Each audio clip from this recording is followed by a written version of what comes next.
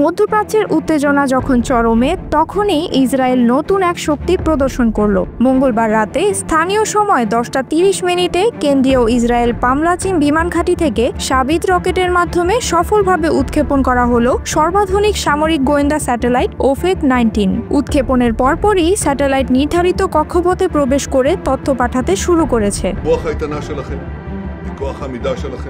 Israeli প্রতিরক্ষা মন্ত্রণালয় জানিয়েছে, প্রাথমিক সব পরীক্ষা সফলভাবে সম্পন্ন হয়েছে। ইসরায়েলের প্রতিরক্ষা মন্ত্রী ইসরায়েল কাটস একে শুধু প্রযুক্তিগত মাইলফলক নয়, বরং শত্রুদের জন্য স্পষ্ট সতর্কবার্তা হিসেবে উল্লেখ করেছেন। তার ভাষায়, আমরা সব সময় সব পরিস্থিতিতে আমাদের শত্রুদের নজরদারিতে রাখছি।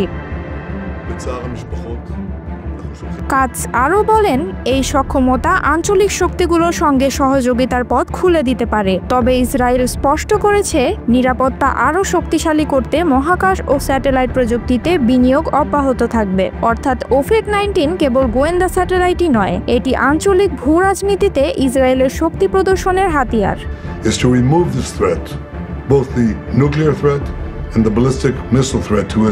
তবে উৎক্ষেপণের মুহূর্তে রাজধানী তেল আবিব সহ আশেপাশের এলাকায় সাময়িক আতঙ্ক তৈরি হয়। আকাশে রকেট ছুটে যাওয়ার দৃশ্য দেখে অনেকে ভেবেছিলেন এটি ক্ষেপণাস্ত্র প্রতিরোধ ব্যবস্থার অংশ। সামাজিক যোগাযোগ মাধ্যমে ছড়িয়ে পড়া ভিডিওতে দেখা যায়, অনেক পথচারী বিস্ময়ের সঙ্গে আকাশে ছুটে চলা আগুনের রেখা দেখতে থাকেন।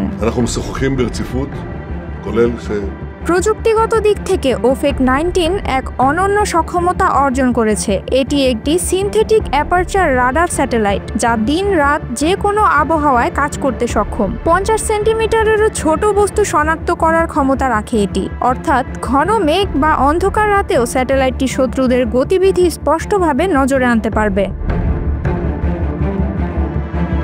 স্যাটেলাইটের পূর্ণ দায়িত্ব নেবে ইসরায়েলি সেনাবাহিনীর গোয়েন্দা শাখার বিশেষ ইউনিট 9900। এই ইউনিট মূলত ভিজুয়াল ইন্টেলিজেন্স বা চিত্রভিত্তিক গোয়েন্দা কার্যক্রমে বিশেষজ্ঞ। তাদের হাতে এই স্যাটেলাইটের তথ্য পৌঁছালে নজরদারি ক্ষমতা বহুগুণ বেড়ে যাবে। উৎক্ষেপণ অনুষ্ঠানে উপস্থিত ছিলেন প্রেসিডেন্ট আইজ্যাক হার্জ, প্রতিরক্ষা মন্ত্রণালয়ের মহাপরিচালক আমির বারাম, প্রতিরক্ষা গবেষণা ও উন্নয়ন বিভাগের প্রধান ড্যানি গোল্ড এবং ইসরায়েল এয়ারোস্পেস ইন্ডাস্ট্রিজ এর প্রধান নির্বাহী বোয়াজ লেভি। অনুষ্ঠানে তারা এটিকে জাতীয় গর্ব এবং প্রযুক্তিগত অগ্রযাত্রার প্রতীক বলে অভিহিত করেছেন। ওফেক 19 প্রকল্প বাস্তবায়ন করেছে IAI এর মিসাইল ও স্পেস গ্রুপ, এল্টা গ্রুপ এবং MLM বিভাগ। রকেট ইঞ্জিন তৈরি করেছে টোমার লিমিটেড ও রাফায়েল অ্যাডভান্সড ডিফেন্স সিস্টেমস। ফলে এটি পুরোপুরি ইসরায়েলি প্রযুক্তি ও সামরিক গবেষণার ফসল। এই উৎক্ষেপণ আসলে ইসরায়েলের দীর্ঘমেয়াদী মহাকাশ কর্মসূচির অংশ। এর আগের বছর মার্চে উৎক্ষেপণ করা হয়েছিল ওফেক 13। ধারাবাহিক এই স্যাটেলাইট সিরিজ ইসরায়েলের সামরিক গোয়েন্দা শক্তিকে প্রতি ধাপে আরও উন্নত করছে। বিশ্লেষকরা বলছেন, ওফেক 19 শুধু প্রযুক্তিগত অগ্রগতি নয়, বরং রাজনৈতিক বার্তাও বহন করছে। আঞ্চলিক শত্রুদের উদ্দেশ্যে এটি এক ধরনের হুঁশিয়ারি। ইসরায়েলের চোখ সবখানেই আছে, গাজা, লেবানন, সিরিয়া কিংবা ইরান। যেখানেই হোক, শত্রুর গতিবিধি আর গোপন থাকবে না বলছেন ইসরায়েলি প্রশাসন।